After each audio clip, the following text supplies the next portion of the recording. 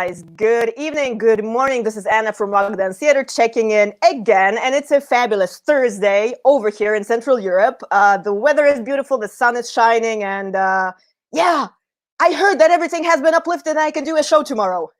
Kidding. Yeah, we're still in our living room, still on lockdown. But hey, this is pretty cool because today, again, for all of you guys checking in just now with us, welcome to the Rock Dance Theater live stream. And we are pretty much tuning in from New York because my guest especially flew in from New York to my personal living room, and we're going to have a very cool hangout today. So if you're tuning in just now, guys, you know the drill. Click subscribe, hit the notification button to never miss a post, and let's go on with the show. It was pretty exciting. The last episode we did on Monday with Nale, we had this whole like bass kind of talk. Like we tapped a little bit into the music business, how it was years back, how it has evolved, how it has changed. But also we were catching on many memories and bringing back some cool stories here and there. And it's pretty much, you know me, guys, like if I cannot be on stage, I'm a storyteller. I pretty much take all of that, you know, down memory lane, especially for you guys. So yeah, that's pretty much what we're going to do today. And today, my special guest is Dana Distortion herself. She's actually a music photographer featured, among others, in the Rolling Stone magazine. And she's also a podcaster. So here you go, a very first episode where we have podcasters incorporated, so to speak. So let's maybe go down the rabbit hole and exchange a little bit of insight on how that is, shall we? So yeah, guys, welcome. Without further ado, I think I'm all set here. I always have my coffee cup over here and plenty of other weird things. I actually took out some of my vinyl records that I was cleaning out from my closet, and there you go. So like stuff is happening and lying around. I think Dana is pretty ready right now to just check off her suitcase and yeah, drop in to hang out with me. Ladies and gents, please welcome to the studio with me today, Dana Distortion from New York City. Hi. Hey, girl. How are you? One thing you should know is that I pronounced my name Dana, not Dana, but you don't know that, but Dana. now you do. See, I did not have former training. Dana. Yeah, okay, you should have done your research. Yeah. See, How are I am you? so unprepared, right? I'm terrible. But you know what? Here's the thing. The thing that we say in Rock Dance Theater live stream meeting is like, it's totally unscripted. It's random and it's improvised. So there you go. I love it. Let's just say you're not the first to make that mistake, so I'll give you that. How are you today? I am splendid. Thank you so much. The sun is shining, and you know, we're still here, kind of treating all of this as a creative platform. And actually, I kind of started doing this podcast exactly during our mandatory home lockdown. You know, I figured there is no stage for us to perform at, and we could probably shake a hand on that because you're a photographer, like in front of the stage, like day in, day out, probably, and there's nothing to Please do not shake your camera. I'm not gonna shake not shaking anybody's hands right now, so let's. I would wear not gloves. Shake hands, but yeah. The virtual hand. Glove shake. Glove shake. Yeah. Well, they say an elbow bump is totally all right these days, right? There you go. There you go. So yeah, how you've been in all of this? Pretty much, I heard that New York has been hit hard. So you know, my heart goes out to you guys, and that's why also I'm wearing my international shirt. I have Paris and New York right under that. So yeah. Under that, you should New York. Should be New York, then Paris. That's in washing. That's in washing. Okay. That's my other shirt. Yeah.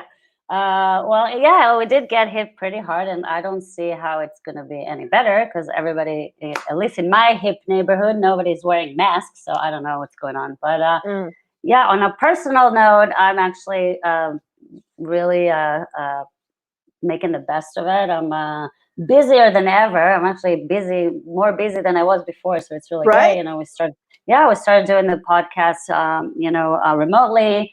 We recorded remotely, and now it's a TV show because we're doing it remotely. We decided to incorporate video into it, so like I'm editing it, and it's even more work. But I'm a bit of a workaholic, so for me, more work means so yeah, I'm really enjoying it, and then I'm archiving my photos. I'm selling prints. Like I'm really working it to my benefit, because what else do we have to do, right? Right. Well, that's what I say. You know what? Like, I was raised in California, so like this pretty much, happy place is all I know mentally. And like, however bad things might be, I figure, this too shall pass. It's not going to last forever, and it does create all kinds of platforms and opportunities. Like, even us hanging out today, probably I wouldn't fly over to New York or be anywhere remotely if it's not on the map of my touring or any kind of thing. But the world has gotten smaller, and I can say the very same thing. I have been busiest like ever in my calendar, like in 2.5 months. It's ridiculous, I don't know how people say like I'm bored. I'm very far from being bored right now. It's like, I don't know. It's like I don't even understand where the day goes. Like, I wake up at 7 in the morning and I go to sleep at 2 a.m. and yet it's going like that. So I guess it's like with everything, if you're a person that is really that likes to do things, you just do things. It's, if you're in your house or outside, to me, it's I do miss social events and shows, of course. Yeah. But we gotta work with what we have here. So I'm definitely trying to do things I can't usually do. Gotcha. It's funny. It feels like even with the time difference and the zone difference, we're pretty much on the similar schedule, because as much as I kind of love the sleeping mode, I do try to wake up very early morning just to kind of have a full scheduled day, with being productive, staying in shape, working out, stuff like that. And it usually starts around 6 and 7. And then, whenever I pass out, from all of the excitement already, it's like 1 or 2 a.m. And then bang, giddy up and same brand new day kind of over again. So, but I guess it's one of these things that like creatives kind of have that. And one of the things that I actually read on your website, your photography website, that I actually loved, and I will quote that in a little sec, but you did start off kind of with being creative 20 years ago even, right? When you first like moved over to New York, or like what was the hitting spot for you, like getting into music, getting into rock, and doing as cool shots as you do? Because I did check on those. It was a pleasure to kind of go through those. Have a good eye for events, Yeah, thanks so much. Well, actually, music was always a part of my life. I don't remember any time where music wasn't. Throughout, if it was even before I did photography, I did films, I did music videos, I toured with bands, I did video. I managed bands. I really, throughout my whole life, music was always my number one thing, and somehow I was involved in something that had to do with music. So it depends. Every time I'm doing something else or something more or something less, but it's always, music is definitely my number one thing. So awesome. Yeah. Were you coming from a musically like inclined family, like any of family members actually playing stuff, that you kind of grew up on? Well, my parents are big music lovers. They used to play, my mom used to play Beatles for me when I was in the womb. So I guess that's why they're my favorite band. Yeah, gotcha. That's why they're my, hi. Hey, Mike. And my uncle is actually a very, very famous musician. He was a very famous musician in Israel, and he actually lives in New York. He was the first Israeli to be on the Ed Sullivan Show. No way. That's pretty cool. Yeah. Which year was that? So because Eddie was pretty limited, like not only nation-wise, as you say, it was just like purely one nation bands, right? Being there. Well, he's 85 years old now, and he's still rocking the shit out, like still playing shows. So you do the math. I'm very bad at math, so I was bad at math too. I think I had a C and I freaking hated it. That's why I'm in arts, not necessarily in math. So I think it was somewhere in the 70s. I'm probably totally off, but it was a long time ago. But yeah, so he's pretty cool. Music was always my dad is a big music lover. They always played music, in the house, and my parents still till this day they go to shows. I mean, not right now, but none of us is going to shows right now. This is the show, like the Rock Dance Theater live stream. But they would go to they would hit the jazz club almost every night. So my parents are very into music, and always been around me somehow. Nice.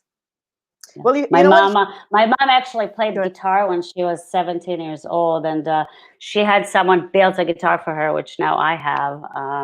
But this really amazing guy that builds guitar, and he's dead now, but he Mhm. built her customized guitar, and I have it here Oh, with me. awesome. I'm Is, not is that I'm not gonna bring it actually out. is that actually the one that was hanging like on the wall when you took me for a like small trip over to your kitchen when we were making coffee for you? Of Yeah, course sure. You I want do. to? Like I this can is where the show it. episode like heads off, like pretty much, you know. Well, these are my guitars. Yeah, these are my Awesome. guitars, and that's the guitar I'm talking about. The classic one The here. corner left, that would be for our viewers. Yeah. I can't flip the computer screen, so I'm trying to. That's Yeah, all right. okay. I think we Pretty pretty much bad get for the picture. pretty bad for a photographer, but yeah, that was my that That'll was my do. guitar. That was my guitar wall of fame. There you go. So that Awesome. was that It's way guitar. better like the Mhm. exhibit than Hard Rock Cafe. Like we dig that. That's an A score Yeah. right there. She wants the guitar back, but I refuse to give it back. So. But is that because you actually sit down and play, or is just perfect to Yeah, kind of of course I showcase do. on the wall? All right. Well, Of that's a different course I story do. then. You know I what? play all my guitars. Do you play your guitars? I see that you have some behind you. Funny enough, well, yeah, these babies actually were collecting more dust these days than the bass guitar that is actually not mine, that I'm actually learning these past 2 months. And it's like in Oh, terms of nice. picking up a new skill, like man, I've been hooked on bass. And it's the Yeah, weirdest bass thing. is I a- had one in my kitchen that my friend like kind of lent to me, and there was no chance on earth like to pick it up. There was always an excuse, no time, like I'm hardly at home, I was on tour, da da da. And all of a sudden, you know, how ironic, this lockdown kind of made me go and like reach for one. And so yeah, that was pretty much it. The guitars I swap to every now and then, just to kind of check, is it easier or is it more hard after the I think bass? you know And what kind I of think the it's problem is weird. with the instruments. The problem is with instruments is that as people we want to be great at everything we do right away. And learning an instrument, it actually takes so much time to kick ass. And you're like, you see all these videos, it looks so easy, right? It's like, blah, blah, blah, blah, blah. And you're like, oh my God, I'm going to be the best guitar player in the world. It's so easy. And you pick up a guitar and you're like, what the fuck? This is like really, really, really hard. It And like is. you take it and you're like, you practice, and you still sound like shit. And you're not fast. And I guess like that's why a lot of people just like, you know, quit playing They quit, musical yeah. instruments. No, it's a hard thing, and it takes a lot of practice and dedication, and you really want to be And so love. good at it right away.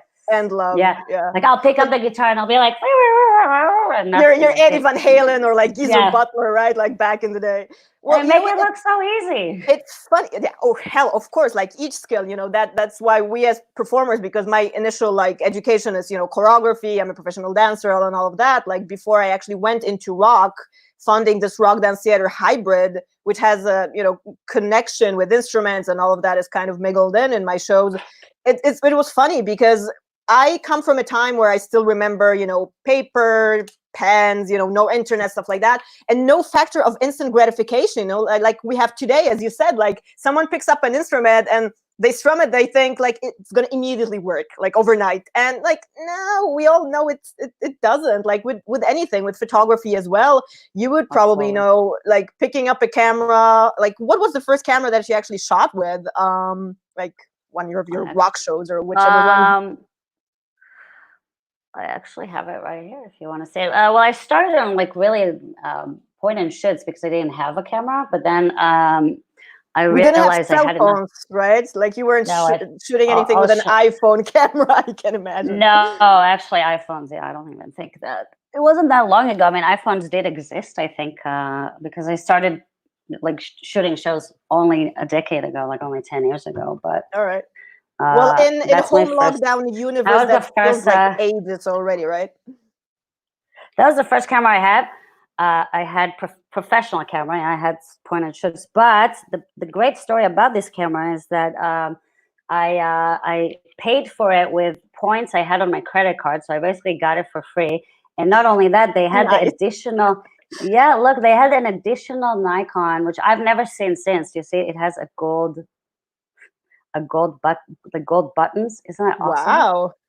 And I was like, fuck, like that's meant to be like. Well, that's a special edition, right? Like that already special makes edition, a statement. Yeah, That's look so how cool. cool. Yeah, like I would customize all of my cameras to be gold. I'm obsessed with gold, so like I would. But yeah, Nikon, if you want to make a gold camera just for me, please do. By the way, my way. are you endorsed by Nikon, or is it just like I'm not something endorsed random? by. I'm absolutely not endorsed by yet. Nikon. It's not yet, but hey, guys, like if anyone wants to sponsor, the Rock Dance Theater show with some equipment, or Dana for her photographic work, like luckily I was endorsed with a lot of other photography gear, but Nikon, I don't think. They don't love me as much as I love them, because like I have that too. Well, actually now I use Sony as well, but I used to do only Nikon for this whole decade. So they should, if you hear me out, Nikon, send me some good. At some point. Yeah. Well, you know, and Leica. You do your work. Oh, a Leica. That's what I had too. And the Zenit. Actually, I was doing like random photography as a kid. Actually, my mom turned me on to that a little bit, and I was doing first black and whites, kind of architecture. But you know what? I was always a physical person, a performer. Like as much as I love photography on the side, kind of, capture here, capture there, just kind of for memories, and then to archive places and people. It's not on a professional level like that. I love photography and I love working with them, but I cannot stand still, pretty much. So for me, the whole process of really developing a photo back in the day, like really in a cam lab, and to get the actual print, that's a lot of hours in, and a lot of like being stationary and not actually like really now. enjoyed. I did black and white printing, and I think it's very therapeutic. You should go back to that. It's so much fun. Yeah, but it's time consuming. Well, I see what you're saying. On one way, right? The chemicals you inhale obviously are not. So it's like that's why it's therapeutic. You're like, I know, right? Maybe that's why it's therapeutic. I think you're right. You nailed it. Well, you know what? You might be right. Like we all remember the red bulb, right, in the bathroom. Like screw it in. Very psychedelic. It's very psychedelic. Yes. Yeah. Sweet. Well, I did see that you did photograph a bunch of cool people, bunch of cool performers, from the Rolling Stones and Aerosmith and Alice Cooper Band, Anthrax, Megadeth, all of the guys that we love as performers are fantastic musicians and all. Were those photos actually from the gigs that all of the bands toured over to New York, or were you like totally elsewhere? No, the Stones, for example, is Japan. No, for a decade, I think, and that's why I say like now I really enjoy sitting at home, because for literally 10 years, I was never home. I was constantly traveling, whether I was on tour or I was festivals. I used to do 13 to 15 festivals a year, which is a lot. That is a lot, yeah. Just in the summer, yeah, it's a lot. Every one of them is like 3 to 5 days. Not many bands and performers actually tour as many festivals, like, photographers different, right? When you're on a free pass, so to speak. Also, they play a show and go, when you do a festival, it's basically 3 days with your backpack on. It's usually very, very hot. It's literally like shooting in a war zone. It's very hard. It's very hard physical work. So, I kind of burned out, I've been traveling, I've been touring. I went on assignments to, all over the world, really everywhere. Berlin, London. Let me stop you there, Dana, because I read something super cool that I wanted to actually shout out to our listeners and viewers. This I read off your website, and this is something that we pretty much very, very much have in common. And I quote, "Her relentless passion for photographing live music has led to multiple physical injuries, violent ejection from music venues, and so on." I love that. Very true. Elaborate on that. It happened quite a lot in the process. It's exactly what it. No, nosebleeds. Yes. Okay. From like elbow and stuff. I had a lot of elbows, head injuries, a lot of head injuries. A lot of times when I shot punk shows, I would have stage divers land right on my face and my camera. So that was the end of your camera, probably, right? A lot of shoes. No, I know how to. I have very very fast instinct, so I was able to protect it. And most times, I did have a lot of beer spilled on my camera, many times. Yeah, my camera saw a lot of drinks and elbows and feet as well. Yeah, what else? Yeah, I got hit by security or forced out of the venue by security physically a couple of times. Sadly, yeah, a lot of What security happened? people. Were you actually A lot of misbehaving or like what? Just not being rude? not even not necessarily at all. No, they don't really want to hear you, and most times they can't really hear you because it's very loud. So they'll just throw you out. Yeah, for various reasons, but just unfortunately, a lot of times the security people will use their authority. Yeah, many Way times, more like as they should, probably, right? I got kicked out because they thought I was taking photos. Sometimes I did, sometimes I didn't, but I did get thrown out a lot for taking photos when I wasn't supposed to, for sure. You know, did those moments actually create the perfect photo then? I'm very enthusiastic. It's not even because I'm trying to break the law. It's just that I'm very enthusiastic about taking photos, and it's just like, you know, how can I resist myself? Really, I know it's not a good excuse, but you know, a lot of times they don't even tell you can't. It's just that they just throw you out, so it's okay. Yeah. I guess I deserved it at times. It's other times I didn't, and I still got thrown out. So, you know, whatever. Well, I go in with, rock and roll, it's kind of automatic that you would break the law, not necessarily wanting to do it. It's just kind of either instinct, but then again, it's like, who gives a shit? I got a great photo out of my gig, and then before I'll tell you the thing is, though, I take when people yell at me, I take it. I'm very tough, and I have a very tough exterior, but I'm a softie. I'm a very sensitive girl, and when big men yell at me, I tend to start crying because it's very insulting to me. It is. Yeah. It's just when anybody is actually yelling at me, I start crying. Well, it's not nice. Who likes if you're shouted at, right? And a lot of times, and I think that's, you know, I'm very tough and I'll deal with anything. But when people physically assault me or yell at me, I will start crying like a girl. So I would sit outside of the venue and you know, kind of tear and sob. It's a very I had that. It's very sad. But yeah, please, security people, don't use your power to yell and push little girls. Well, you're not that small. You're actually 5 feet tall or something like that. You're not I'm very small, actually. I'm 5 feet tall is tiny.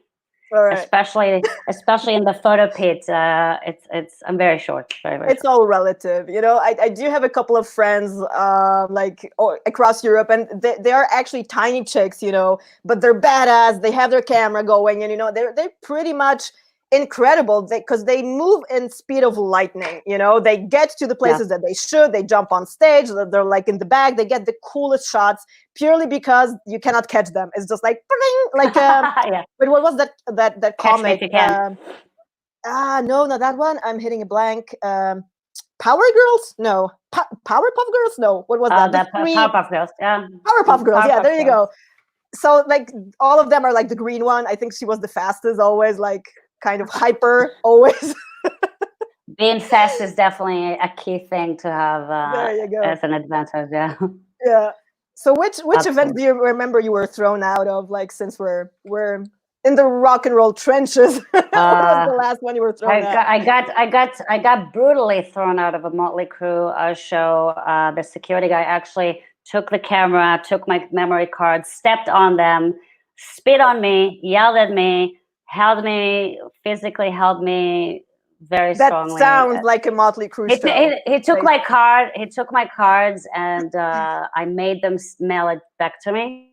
I made their management mail the cards back to me because, you know, I totally I had witnesses, and I had people who saw it, and he was literally physically, you know, you can't do that. Even, you know, you can't take somebody's things and step on them, even if you think they did something legal. It's literally breaking the law. Yeah, like sounds like a legal case there, right? He attacked me, and that was just too much. That was too much. I mean, if you want to throw me out, that's okay, but do not physically harm me and my gear. That was definitely a That's a memorable no-no. one. That's a no-no. Yeah, and that's a memorable moment. I did get my cards. I did recovered all my photos. So That's fuck you, good. asshole. But yeah. There you go. New York attitude, as we like it. Yeah, that was definitely a memorable kicked out moment for me. And I was actually really bummed because I missed half of the show. So to me, that Oh was the thing man, that bummed me out the most about them. No. I can imagine. Well, you know what? Like for me, it's funny because for me, anytime I go see a gig, which is kind of not, I don't want to say rare, but it's hard for me because I always want to be on Well, you stage. live It's in like a Poland, natural no? instinct. It's like a natural instinct. But I based out of, 3 countries, pretty much Austria and Sweden most of the time, and I travel. But it's hard just to kind of be there passive and rock out and enjoy because I feel like going on. So thank God for security. Thank God for the protective shields and everything, because otherwise I would be just like crawling up there. It's a massacre, man, I tell you. But now none of us has a problem, obviously. How much shows like that you had planned in terms of like photography? Because you said you did hook up the Superunknown podcast like right kind of around the time of the lockdown. Is that correct? No, Or like was that no. completely It not started related? in the past year. I started focusing a lot on other Okay, things, got it. but music photography, because I wanted to develop in different areas. So I started the podcast actually before. We recorded in a studio in New York, and we did plan on making it a video, like a show, Yeah, after a few episodes, because I just felt like I was ready for it. Before that, I really didn't want to be on camera, but we were talking about that anyway. And then this started, and it kind of forced us to to incorporate video, because it just makes sense. And yeah, I'm glad it did, because it kind of gave me the push, because before that it was a conversation, and now it's a definite thing, and I really enjoy it. And I wasn't in front of a camera myself for many years, so it's yeah. something to definitely adjust to. But I like it. It's okay. I really enjoy the video element of it. I'm a video editor as well, so like to me, and film editor. So to me, it's I love. If you know me, you know how much I love editing photos, editing videos, editing films. I love it. So to me, that's just another thing that I love doing, and I can do that now. So yeah, Sweet. but we started the podcast, last this year, at the beginning of the year, we started So you're the recording it. professional out of us two, pretty much. You've had things going for you. So yeah, it's funny because like we were very much laughing about this kind of issue right at the time when kind of the world was shutting off. Europe was closing down their borders, and like the last kind of gigs or travels or workshop that also I was teaching, like end of February, beginning of March. We were laughing that this is exactly what's going to happen. Like podcasts are going to be born, and babies probably when we get out of home lockdown. So this is one of the fruits of it. But hey, I kind of enjoy it as well right now. And Well, I have only a actually, cat here, so definitely not babies, but podcast, yes. yeah, Yeah, I kind of feel like it's a little ridiculous to me, because like we started the podcast before podcasts were that before it was a thing, right? they were popular, but now I it's know. like everybody has a podcast, and I'm like, oh my god, like before that we didn't have that much. We had competition, but it was just like not I know. everybody. Now everybody has a podcast, even people that never dreamt of having podcasts, even people that it's like, oh yeah, let's do live this, let's do live that, and I'm like, okay, great. Even people No, that no. should not have podcasts, just about the subject matter that they talk about. It's like, no. It's just that I really tried my whole life to avoid what everybody else is doing. Like I was always a person that didn't want to do what everybody is doing. It's kind of like my thing. So now everybody's doing podcasts. I'm like, okay, what can I do now that nobody else is doing? Okay, I'll just do a podcast shot on Mars. It's like, There you go. damn it, I just No, but started doing podcasts, and everybody's doing podcasts. So I think in that's a terms of little. originality, it's here's the thing. It's like exactly like in any creative arts, pretty much like us creators, we make what's special about our thing. And no one can I copy agree. what I'm doing as Rock Dance Yeah. Theater, like even this podcast, live stream meeting, whatever you want to call it. Yeah. You with I the was Super Unknown podcast. totally joking. I know. I'm not. Like I'm joking. irony is I'm my not worried. second I'm not language, worried. but in that sense, it is so funny, and it is true that all of a sudden like things pop up, and I get like a million notifications a day to like everybody is going live, and however much I would like to be Yeah. selective, because there is a unprecedented time about this time pretty much, that so many things that we normally would not be exposed to, meaning really old school rock history or metal history, documentaries, video vaults, releases that haven't been public, all of a sudden all of that is available. Like for me, the world has not changed so much on the level of the digital platform, because either way I do my own promotion, for shows and for my work, so I'm a million hours a day, just like you, pretty much editing photos and videos on my computer. So in that sense, life has not changed. The only thing is that I had a choice Yeah. to do No, otherwise. I actually love that everybody's going live and doing things. I mean, I was definitely joking just because a podcast is Yeah. because we started the podcast before it became I so know. popular. But I think it's great. I mean, we're It is sitting great. at home and there's, Just drinking people- coffee. That's what I call it. I'm really supporting everything creative anyone's doing. I just think it's it's the time to really do things you never thought you would be doing. So to me, Totally. I think it's great. Well, that's what I say, guys. Like anyone that is tuning in just right now to our Rock Dance Theater live stream meeting, thank you so much, guys, for checking in. Click subscribe, follow, blah, blah, all of the drill. My special guest is Dana Distortion today of Superunknown TV right now. I did follow your podcast.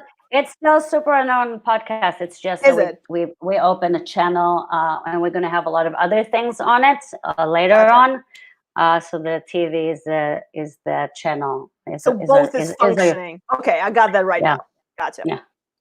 You should do your research. I said already, not gonna happen. This is why we do these things live and they're unscripted. So tell me, and our viewers and listeners, obviously, if you're tuning in on YouTube or Spotify, iTunes, whichever platform of your choice, where did the name come from? Because it's super cool, I gotta say. Superunknown. Thank you. Superunknown just made sense in a lot of ways. Well, I consider myself very super unknown because I'm very not socially active. Now I do it more since we started the podcast. But before that, we were kind of like I was not surrendering so much to the social media era. It's something that is very hard for me to, again, I'm a person that doesn't look for reassurance from people, and something about that, obsessiveness that people have with social media and being liked and being approved and being popular. I never fought to being popular in school, and I definitely wasn't preparing to doing it now. So to me, that's kind of like a bummer about social media. So so I kind of like, it was always funny that I always say that I'm super unknown. The second thing is that we support bands that are just starting or new bands that are super unknown. And we also talk to guests about a lot of things they did outside of their current band that made them famous and successful. The format changed a little bit because of the pandemic, but the idea was to feature a lot of things they haven't featured before, so like super unknown materials and things they did before they were known. So the whole thing kind of makes sense in for everything. So yeah. So it used to be super unknown music from the people, music you don't know from the people you do. So that was the slogan of the show. It changed a little bit now, but it's still very much about super unknown. It's in a state of evolution. Less mystical. Yeah, less the mystical. I think it's super cool because it's one of these things like, hey, all of us like started off at some point, and however the times have changed, usually that there was always someone that kind of either wrote an article about us or like did an interview or this or that. So I find it very cool about your platform as well to as you say, showcase people that normally have a fat chance to be on the radio, because radio works completely differently now. The idea came to me like when I just started. I didn't even think about interviewing musicians at first. At first, the podcast, I was just saying, I know so many great bands that don't have exposure. Not that I thought that the podcast is going to be that successful, but I really wanted to create a platform. I have so many great musician friends that have such amazing bands, and they don't have anything to do with it. You know, like if you're not opening for a huge band, usually you're not going to be discovered. Even with the internet and everything, you know, I wanted to create a platform for these bands to play their songs, and that's how the idea started. And then I was like, I really want to sit down with all these musicians that, I take photos of, and I never have a chance to, really talk one-on-one with and so I started that. And then I said, why not, putting them together? And also, how cool would it be that the bands that are already famous or known will give advice and present to the band and give support to the bands that are not. And so that's really why I started doing the podcast. Awesome. Yeah, I'm all for it. As you say, exactly. It's like it's one of these things. Someone has that kind of idea. All of a sudden, it doesn't cost much. You know how the business works. You're a part of that. Let's say you do photography, you do interviews, all of that. But people do not realize many times, and I have those conversations all the time. Is like, how do you actually make it? Like, what is that trigger actually that all of a sudden brings you out? Okay, you work on your own thing, you develop yourself as an artist, very much so. You're kind of obscure and unknown yet again. It's going to be a trademark word from now on. I feel like unknown or super unknown. And then, all of a sudden you get that call, like someone just features you, and it's super cool in terms of helping out, because young people most necessarily need kind of a guidance and someone that kind of helps along the way. I asked them a lot. I asked my guests. Sorry, I just realized my necklace is in the wrong way. You're stripping. I love that. The Rock Dance Theater exclusive. No, I'm not stripping. Our ratings have just bumped up. I'm very OCD, and I've noticed it's in the wrong way, and it's like driving me crazy. Sorry. Yeah. What were you saying? No, that it's a part of a learning curve and an educational thing also for young people in the entertainment business. Yeah, that's what I wanted to say. That we give a lot. I have my guests give tips and advice to bands that are just starting out, because I feel like a lot of bands don't know what to do, or when to quit, or when to push, or so. Yeah. That's definitely a question that I ask almost every episode, on the show. That's awesome. Well, it's way better than reading like theory about it. No one can actually learn the business not being in it professionally. Like I also am a teacher, and people like ask me constantly more so about not the technical side of the skill, like the performance itself, but actually the backside of it. Like, how do you prepare, how your day looks like, how is your routine that keeps you healthy and fit, and all of that, like how the business side of thing is, and so on and so forth. So there's like a million elements to it actually that creates the end effect that audience sees as very much easy, flawless, and kind of effortless, if you will. For sure.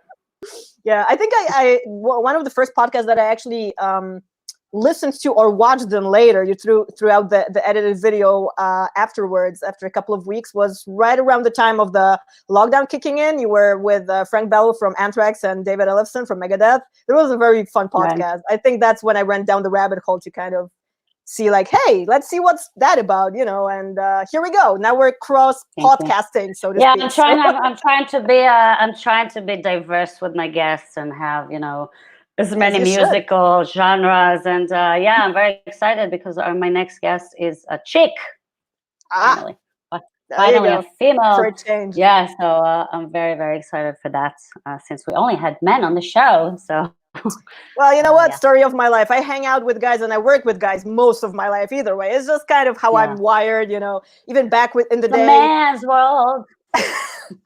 It's funny that you mentioned that song. Literally today, before I was, going on doing some promo for the episode and stuff, that was the song I was thinking of playing in my head. I was literally in the kitchen 2 hours back, and also the other thing that I thought to myself was how interesting it is, like not only these days that, okay, you have either there's like gender, I don't want to say division, whatever, because I was never a part of that. Certainly, I've never felt that as a woman I could not do what I wanted. Like I was either lucky enough to kind of not be ever exposed to that. But it is funny to be, let's say, like a rock and roller in a guy's, let's say, created world. But then again, I figured, you know what, it comes down to people. And I think it was actually Scotty Hagen the other day that we talked about it, from Bellyache Records, that it comes down to people that you're surrounded with, not gender, not like who's who, but like the proper energy, the proper vibe. And that's where the magic kind of happens, whatever you do, either playing music, doing photos, or like any field of work, pretty much creatively, right? For sure. Speaking of a men's world, what's on your top 5 like playlists, let's say, these days? Or top 10 is one of these funny questions that I always ask. Wow. Yeah. Take your time. Wow. It's very diverse. I feel like I have a big playlist of songs that I keep adding to, and I just listen to it on shuffle. That's really mostly. Another thing I listen to is usually the band of the photos I edit. So let's say if I do a lot of special prints editions for quarantine. So like I'll do re-edits or work on that. So in the background, I'll play the artist that I'm working. Always, like when I edit photos of a show, I'll usually listen to the artist I'm editing. And past few weeks, I listened a lot to Love, Fame, Tragedy, and the Wombat, since that was the guest on my previous episode of the podcast. So yeah, and of course, it really depends on my mood, you know. But I do a lot of shuffle playlists, which I also, you know, started doing for people that are bored in quarantine on my Spotify, because like people ask for it. I try not to do full albums right now. Okay. That's actually exactly what I'm doing. Yeah, I like shuffle because I like the surprise of the element of what's coming up, as if somebody's DJing for you. So I like radio. I listen a lot to the radio, and like you know, a lot of shuffle stuff, Pandora, stuff like that. That, you know, you don't know what song's gonna come next. Yeah, I'm a fan of that. I'm a fan of that. Yeah. I'm a fan of that. Kind of done Neil Young, I listen to a lot, all the time. And the Beatles and Neil Young, I think is 2 artists that I'll always listen to on a weekly basis. Every week, I would listen to at least one of each record. So, well, you know what? It's like Miles Davis pretty much said, there's only 2 kinds of music, good and bad. So the good music you can just listen over and over. And I have albums like that I can listen to a million times over, and like I never get bored. I might have a mood change that not necessarily doesn't, you know, inspire me or whatever, and I just feel okay, next. But yeah, in that sense, it's pretty crazy how what's good and what's genius that has been created, it always will be. So it's one of these things. Definitely. Are you a vinyl girl, Dana? Do you collect vinyl, or do you do the digital? I am, but I'm not. I actually listen more to Spotify, to be honest. Easy. It's just easy for me. I'm a very, as you can see, I can't sit still. I'm a totally.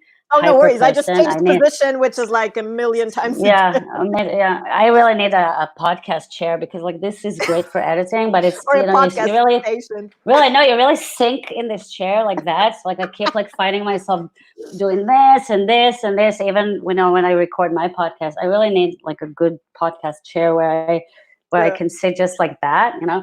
But I'm very uncomfortable, so I'm sorry if I'm giving anybody a headache. No, but I love it. I just feel like, you know, I just feel like going and putting a record on and switching the record, and it's just so much work for me to be on the go. I clean the house, I go here, I go this. So like when I play music, I just wanted to, and I communicate with Alexa, so I tell her what to play. So it's easier for me than just playing a record, you know. It's convenient, so, you know. I play records when I am on a date, or, you know, if I have people over. That's different. That's setting up a special mood, you know, putting on candlelight and stuff. I do prefer the sound of records, but you know, they have their special time. Like records will have, if I really want to listen to something with a glass of wine and like, you know, reminisce, I will play the record. But most in the daily life, I usually I do digital. Just like I love taking films, you know, photography, I love to shoot on film, but practically I don't do it. The practicality of it was it like what, 30, 36, 32 frames on a regular roll? God, I don't remember anymore. It's like one of these things. You've got an iPhone and you just shoot like 100 or 1 million, and Most of them are you know, like I'm a unusable. I'm a multitasker, so I need something to keep up with me. Like barely anyone can keep up with me anyway. So like I need digital just keeps up with me better than analog, unfortunately. Like Yeah. it's driving me crazy. Like I can't do anything that is slow. It will drive me. I do 50 things a minute. So whatever it takes time, like go switch the record, flip the record, put the needle, all that is 5 seconds. It's so much work. Yeah, I know. It's like a 5 seconds I physical can make coffee, clean after my cat, fold some laundry. Like, so Well, it's not ADHD. It's just one of these things of being impatient, and it's exactly one of these things. I had a good vibe about you. I figure like, hey, this is gonna be so much fun, because I'm like that too. It's like even if I don't have anything that keeps me occupied and not necessarily busy, I will find shit up. I will make shit up just to be busy, just to kind of have that, things going in motion. So yeah, I totally get that. That's the way But to go. also I just remember like you were singing This Is a Man's World. I was having a flashback of myself, like I was maybe 10 or 11, like sitting on a school corridor with my friends. It was like Sebastian and Peter, and we were actually listening to records, on a first Walkman, was it, or something like that, like sharing the headphones on the one cord. Yeah. Like it was like the coolest thing, right? And you would just like spend minutes on that between putting needles and pins in the door and just not to have a class and just delay the process. It was awesome. It's one of these very things. very romantic. You can still do it with Bluetooth headphones. Can actually hand them one of your ear One of pieces. the wireless ones. I do it all the time when I'm on dates. I'll bring my Dr. Dre or Beats or whatever they call and I'll just give them one. I'm like, hey, let's listen to romantic music. Yeah. There you go. Right. There's a way to do it. That's the way to do it. Speaking of that's actually, hey, I just figured this is one of the first conversations that are actually hitting on a note of like first loves and boyfriends and, whenever music was kind of between that. What was your like first band crush, let's say, if you had any? I mean, but one of the guys, like, let's say in rock and roll that you were just like, oh my God. Yeah, it's funny. I was just talking to a friend, by the way, that I said to myself that I'm never going to date musicians again. And then I called my friend and I said, well, you know what? I think I'm going to start dating musicians again because I cannot not play music with somebody I'm dating. No, and she was like, me and my husband, we go to shows all the time. And I'm like, no, that's not enough. I actually need to play music with someone. So, but what musician crush did I have? Is that the question? Well, up to interpretation, really. Believe it or not, Michael Jackson was my first male crush. Well, yeah. we all loved Michael, I think. I was so in love with Michael Jackson when I was young, like physically in love. Like I was obsessed with him. I used to wear tape around my fingers, just like he did, right? Yeah. Like I watched what's the name of that movie where one of his first like films that he did? Do you remember that one with all his music videos in it? Yeah. I'm hitting a blank too. I'm so bad with titles. I watched that thing obsessively 50 times a day. I was very obsessed with Michael Jackson. I was so in love with him. I thought he was the sexiest man alive. I had a poster too. I had the one with his golden outfit, and of course now I'm forgetting which tour that was and from which year. But he did tour in Warsaw one time, right at the military airport, right across kind of the street of my home place, where my mom lives currently. And I remember, for some reason, we could not go to the concert, or it wasn't in the plan somehow, but I did look at it from my balcony on 3rd floor. And I swear to God, the best view ever. The acoustic was amazing. It was so freaking loud with all of the lights and stuff. And of course, like from somewhere in a distance, maybe it was like, I don't know, a couple of kilometers away, but still, I could see the tiny Michael Jackson, line up and the whole show. It was amazing, man. And then one stupid thing that I remember doing, I actually, as teenagers I was a riot. I was, pretty much out there. And I had an argument with my mom, and I actually slammed the door just to kind of make her go, don't talk to me anymore. And it was glass covered with that poster. And I remember like shedding that completely, and then the poster ripped and whatever. And funny enough, I was not sorry for being this is how bad as a kid I was. I was a rebel back then. I remember not being sorry for breaking the door and being rude to my mom, because I really was. I was sorry for the poster getting destroyed. Of course. Yeah, no, the next crush Hello? I had was the next crush I have that I can remember is Lars Ulrich from Metallica, and I had a poster of. I was so obsessed with him. Oh my god, I can't even tell you. So in love with it. I started I playing can drums read the because of vibe. him. I think Really. our viewers can I also started. read the vibe of that. I swear I started playing drums because of him. I was so in love with him, and I had a poster of him above my bed. Like I cut it out, I think, from a whole Metallica poster, just him. And I would talk to him and like do, this to him. Like every night I was like, hey, Lars. So later on, working with Metallica was a bit awkward and awesome in a way, because it's like, holy shit, like this guy I was fantasizing on. And now he's like right here in front of me. He's not on the ceiling anymore. It's like the perspective has changed, right? You're face to face with the guy. Like I wanted to have his children. Okay, I wanted to have his children. I'm not joking. I was so in love with Lars. I love you, Lars. You're still hot. I think I can hot. Totally understand. Even with short hair, you're still hot. I love you. Big shout out, by the way. If he's watching this or will on our rebroadcast, because this episode is going to go into post-production as we usually do. And sorry guys for being a little bit delayed the last sentence. I think I'm delayed by 4 episodes, but it's just the amount of excitement the last time that has been actually happening in my small yet, very professional stage lineup of Rock Dance Theater here. So yeah, this episode will go to post-production and we're going to send that directly to him. So there you go. Call me Lars. So yeah, which show did you actually get to attend before our unprecedented time came down, and how much did life change for you on that level? Somebody asked me that on another podcast. Sorry, I hear you like an hour after you talk, so I'm sorry if I can't hear you well. Yeah. The fabulousness of remote recording or live recording. I can't remember the fucking last show I went to. It's driving me crazy. I just can't remember the last show I was. What was it? I think it was the Pixies, but I don't know. All right. I'm struggling so hard to remember.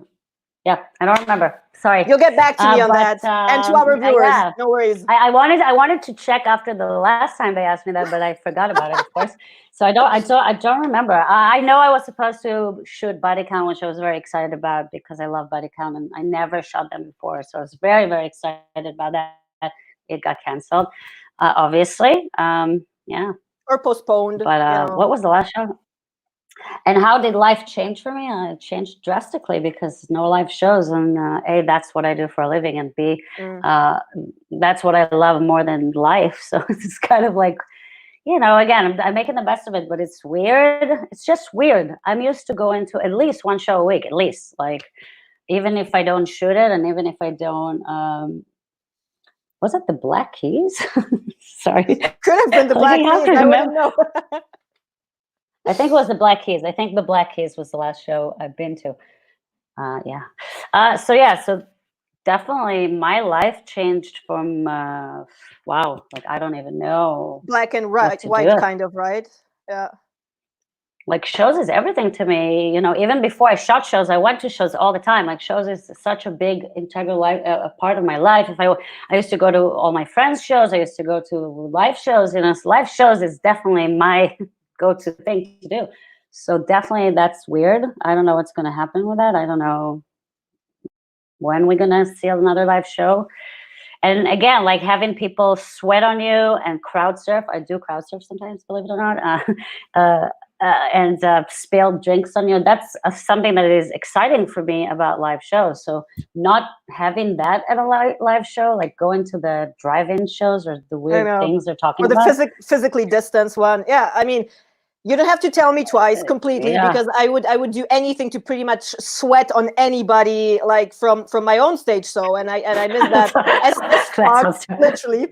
And I really, they say that women don't sweat. I really sweat in my shows. Like after 2 hours, I'm like blood, sweat, and tears for sure, lady. But yeah, to be honest, like I told you this in our lovely green room, like it was literally scrolling Metal Injection. I love, by the way, that it's called backstage, because like it shows a little window and it says I'm in the backstage area, and I'm like, oh my god, I miss being in the backstage area. That's amazing. So thanks for that. See, this is exactly the virtual version of it. You took me to backstage. Thank you. You're so welcome. When somebody asks me when's the last time you were backstage, I can say 21st of May. Yeah. Yeah, you know what? It's one of these like memory things. But yeah, I literally read today, right before we went on, one of rock country artists actually did a show with social distancing, and it was the weirdest thing. I saw a couple of photos from that and the video, and it was a couple of seats, multiple meters, back, and then a bunch of people again. And I think the venue was capacity of 1,000, and they actually had 229 the actual count, and it was one of these things. And sounds like a retired home show. We were laughing like this is probably going to be how it used to be, like us performing in the beginning when no one kind of knew you and like you had an empty room to perform at, but still you did.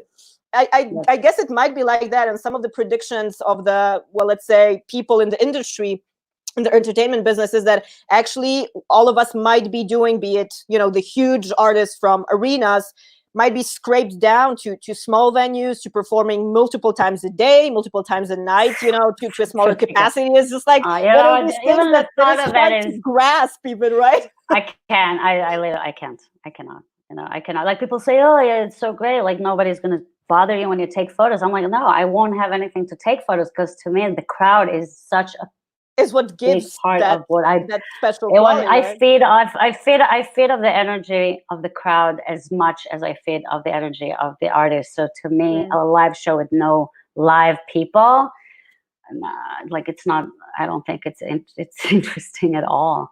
Or the energy, it's just energy. To me, everything I do is about energy. Same. Let's put it as that. It's never gonna be the same. It's not the same. What is most interesting about this whole thing? I don't think. What happened? You started screaming. I guess you're in distress. I'm just not. Yeah, sorry. Again, you're so delayed that I'm like, why? Sorry, guys. Was that a thing? I just thought you were actually screaming about, the shows changing indefinitely, like, my fucking God. And I could do that. Actually, I'm trying to hear you. I'm just trying to hear you out. Sorry. Yeah. Okay. Gotcha. Yeah. Sorry. Well, yeah, this is exactly one of these things. I think that the weirdest bit about it is the unknown. Like none of us freaking knows, and that's where opportunity creates kind of these spaces that all of us are living day in, day out, kind of enjoying anything that there is to enjoy, and really hooking on the positive side of things. And I guess if there's a better time to inspire anyone to do anything in terms of learning new skills or really focusing on what they haven't been before. And it's so easy to kind of admit, you take it for granted, let's say, doing photos at the shows, going out to shows, like actually performing or teaching, for me, like doing photo shoots as well, which I pretty much do for either promotion purposes, or just like kind of for the fun of it, because I just love that as an outlet. Not that I ever had a problem with appreciating, but right now it's really like, crunch time, in the sense like this is your day. Be appreciated for everything that you got within that day. It's pretty crazy, I gotta say. And it's happening planet-wide, pretty much.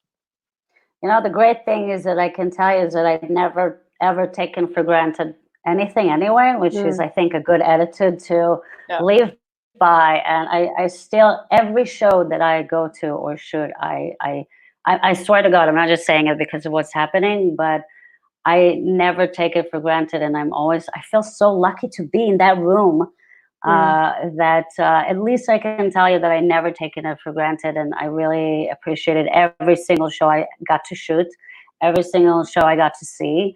So I'm glad that I got to see so many shows. So at least, my life has changed, but at least I have a lot of great memories, and I lived it for, I did see a tremendous amount of shows before, so I can sit down and do okay without it for a bit.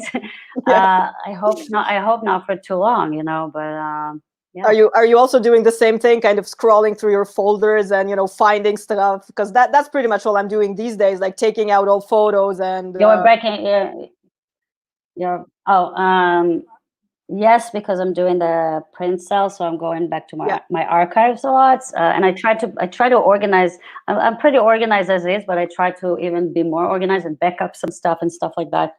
Definitely a good time to do that for photographers, I think, to go over your archives and look at what you've done till now. It's kind of like this is the day of our lives, or whatever that show is called, and kind of like this is your life. What's another show? Yeah, so it's a good time to appreciate what you've done so far, and maybe think about things. And I really think it's time to a lot of thinking, a lot of and reflecting. Yes, exactly. Yeah, so reminiscing. Yeah, I try not to dwell, but yeah, I would kill for oysters and wine at a restaurant outside right now. Like I would kill. Just to do that, I really miss that, just like and it's so nice outside in New York right now. It's like perfect weather to sit outside in a garden and sip rosé or white wine and have some oysters. One day it's all gonna be there. It's all gonna be there. And like for now, it might be wishful thinking, but to be honest, like as we said before, this too shall pass, and it's just. We gotta figure out ways to go through this, and then hopefully in a smart way, doing all of the protective measures, washing, shielding yourself, all kinds of that stuff that is required. There's a lot to do. There's a lot you can do at home, so. Totally. Like, man, like as we said at the very beginning, guys, for all of you just tuning in for our Rock Dance Theater live stream with Dana Distortion herself from New York. Like we are not bored. And I haven't heard the word bored up until today, actually. I was like, seriously, man, you have nothing to do? I mean, it's true that I have been working my ass off the last 2 months and a little bit right now. Like I lost count pretty much after 67 days. But like I do miss work, most definitely. It's a different kind of productive mode when you have the feeling like not only like it bounces off your paycheck kind of a little bit differently, but it does give a different sense to reality in that sense. But hey, like things are slowly opening across countries here and there, and hopefully governments are going to figure this thing out in a smart manner so that we kind of don't bounce back to square one. And I think the very same thing is going to happen to New York very, very soon. That's at least my positive vibes sending out to you guys over there. Very important to keep it positive. Absolutely. So yeah. What are you? Last couple of rounds, very quick. I think also, by the way, it's good to just like not dwell on the bad stuff of it and really just try to do stuff. Just do stuff. I don't. I don't watch news, to be honest. Not you. I mean other people that like. Yeah, it is what it is. So instead of sitting and complaining, really just do things that you wouldn't normally do, and find things to do and get better at other things you're not so good at. I mean, and if you have a problem with motivation, hit up Dana Distortion and ask her a little bit about photography. Hit me up about performing classes and mentorship and whatever. Just like we will make things happen for you, if you will. There is not a problem. It's available. And truly, we do have the time right now, like as ever. Yeah, really. It's like, are you that bored that you can't find stuff to do? I mean, it's like, some people need motivation, so that's exactly what we're doing. We want to inspire, we want to motivate people, and so what is the weirdest thing on your desk right now? On my desk? Ooh, let's see. Or under the desk. Well, I know your cat is pretty. I'm very practical. I'm very practical about my gadgets, so I only have stuff that I need. But I have this. I have this sticker that my friend sent me, which I think is adorable. Thanks, Kaylee. Let's see what that is. Isn't that cute? That's cool. Yeah. Another great thing, actually, that I have on my desk that probably people will find weird is my air gun. Those little things that you dust with. I have so much dust. I have so much dust on my desk, and it's driving me crazy with my OCD. So like, I'll do like. And every time I do that, my cat that is sleeping right here, We is just terrified. had a second of a soundtrack over here, like Dana blowing dust off her computer. It's not flash music, guys. It was Yeah, but I think right? you'll find. I kind of think that everything on my desk you will find weird. Like I have this mug warmer because I have to have my coffee hot at all times, and I'm a very slow drinker. So That's a very practical thing. Like cold coffee is a no-go. Also for and me. I drink it. I drink tons of coffee, and I drink it very slowly, so that I'll have to have. Yeah, You know that's what? pretty. This you probably don't have on your desk. Is that a Is that a glossy vibrator? What is that? It's not. What the hell?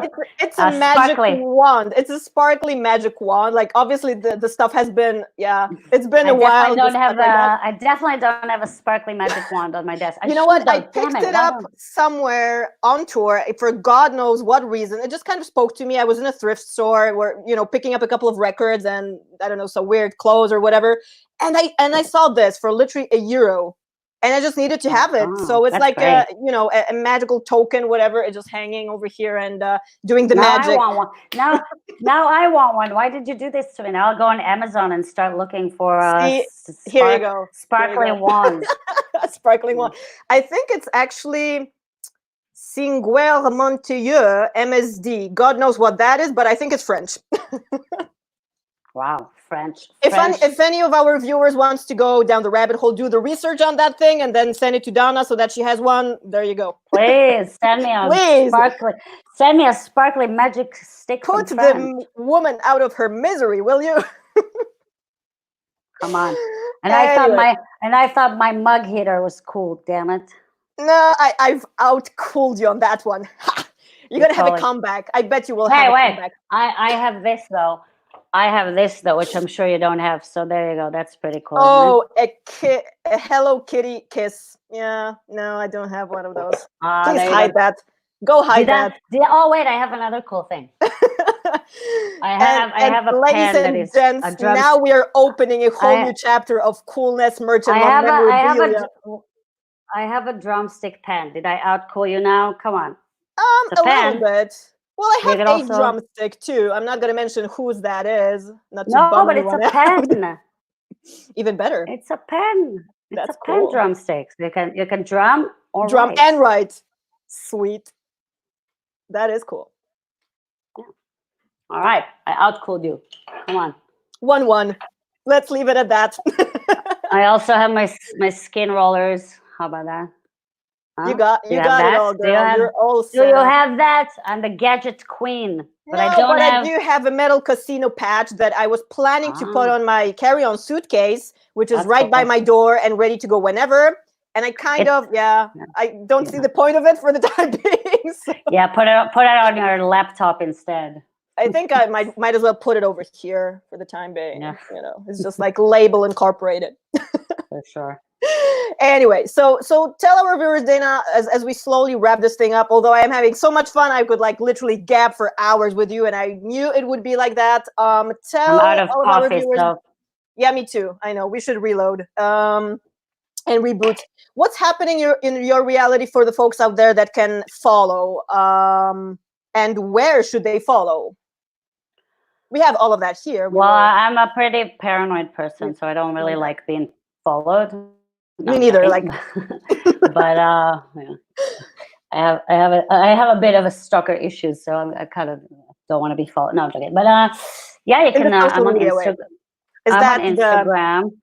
Dana Distortion, the official over here. Oh wow, that's awesome! Yeah, guys, goes to Dana's website most definitely, and then I guess the other one would be this, right?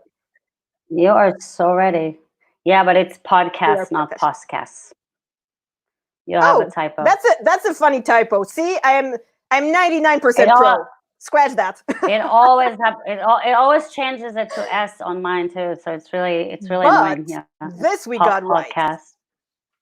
Yeah. Voila. It's actually Superunknown _ If it's at, then you need to do Superunknown _ podcast. If it's on Instagram. Change it just then. Damn it, do research, woman. as the Italians would say.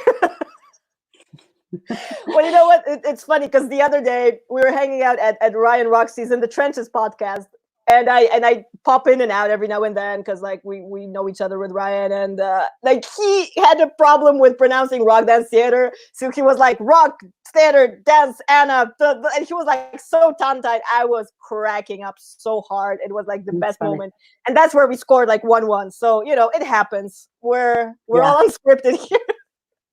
That's fine. So basically, guys, exactly. As we said, if you are not following Dana's good stuff, how are you not following me? Come on. How are you not following yet? Do the very honors right now. Both Superunknown Podcast TV, all of that good stuff, as well as Rock Dance Theater, and never miss. Oh yeah, we finally got a link on YouTube. There you go. You said already that TV. You're gonna have a new guest right on. Let's maybe plug that for the audience so that they can also head on to your show for that. What's that happening? Yeah, I will announce soon. Yeah. Stay tuned, as we say, guys. Stay tuned, as we say, yes. Awesome. Yeah, we're working on the fine details right now, so. As we speak. Awesome. Well, same thing for our next exciting guest. And of course, it's always exciting with Dana, right? So yeah, we will also do announcement what's happening over here within, well, a day or 2 or 3. Stay tuned as well. So any parting words, Dana, other than this has been so much fun? And my only parting word is goodbye. Usually, right? See ya. That's what you say when it's saying parting words, yes. Well, probably we're gonna do like an episode 2 or whatever if this thing. That was a lot of fun. Thank you so much for inviting me to your show. Absolutely, great having you on the show. And guys, thank you so much for tuning in. You have been a witness of another exciting episode. I think 16 it was already right now with Dana Distortion herself checking in from New York. And I have been Anna of Rock Dance Theater, and you have not been, but you've been a great audience. And I'm going to let you go, Dana, to our fantastic green room to chill a little bit while I wrap this thing up. And as always, back to the backstage area because that's where I want to be. There you go. You ask for it, you shall receive. Bye, guys. See ya. Alrighty, guys. So that was a New York episode. And for all of you guys just tuning in right now, you did miss a substantial amount of excitement and fun today with us. So please be sure to look back on this episode and check in within a couple of days for our rebroadcast when we're going to throw a little bit of the cool and fun stuff in terms of photos and videos and a little bit of glimpses of Dana's work, photographic work, especially. So yeah, stay tuned for that. And in other news, guys, the Video Vault series is going to premiere on the 23rd of May, which is this Saturday at 7 p.m. Central European Time and 1 p.m. New York time. And I want to invite all of you guys, if you have not clicked the reminder button yet, please go to the official channel right now and do so. And that's going to be a beginning of a brand new series that I will premiere for you guys, and La Danse du Hybride, which is a performance from 2015-16 season with Anna Achimowicz, is going to be the main actor of that. So check that out. And until further notice, guys, Anna Achimowicz from Rock Dance Theater signing off. See you next time. And trance.